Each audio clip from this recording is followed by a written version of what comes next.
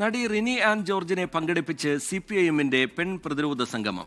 Ernakulam Paravur area കമ്മിറ്റിയാണ് cyber ആക്രമണങ്ങൾക്കെതിരെ പരിപാടി സംഘടിപ്പിച്ചത്.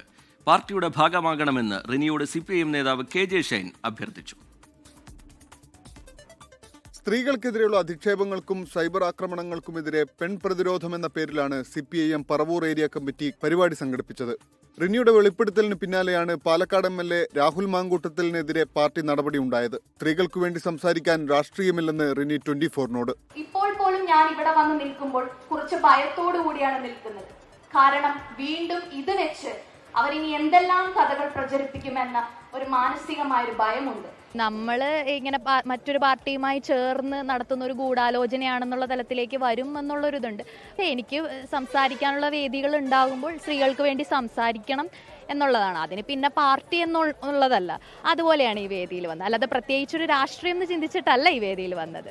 സമീപകാലത്ത് സൈബർ ആക്രമണങ്ങൾക്ക് വിധേയയായ CPIM നേതാവ് KJ ഷൈൻ റിനിയെ പാർട്ടിയിലേക്ക് ക്ഷണിച്ചു. റിനിയെ കൂടി സ്വാഗതം ചെയ്യാണ്. റിനിയെ പോലുള്ള സ്ത്രീകൾ ഞങ്ങളോടൊപ്പം ചേരണം, ഈ പ്രസ്ഥാനത്തോടൊപ്പം ചേരണം എന്ന് ആഗ്രഹം പ്രകടിപ്പിച്ചുകൊണ്ട് എനിക്ക് സ്വതന്ത്രമായി തീരുമാനമെടുക്കാട്ടോ. എങ്കിലും തിരിച്ചറിവുണ്ടാകുന്ന സമയം ഞങ്ങൾ ഹൃദയപൂർവ്വം സ്വാഗതം ചെയ്യുന്നു. ശരിയുടെ പക്ഷത്ത് ആര് നിൽക്കുന്നു എന്നതാണ് കാണേണ്ടതെന്ന് LDF കൺവീനർ TP രാമകൃഷ്ണൻ പറഞ്ഞു. ആര് ജനങ്ങളുടെ പക്ഷത്ത് നിൽക്കുന്നു എന്നുള്ളതാണ്.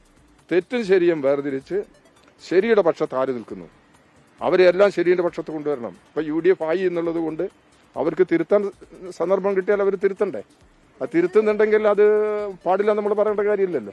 പരിപാടി മുൻ മന്ത്രി KK ശൈലജ ഉദ്ഘാടനം ചെയ്തു. കൊച്ചിയിൽ നിന്ന് വിപിൻ C വിജയൻ 24.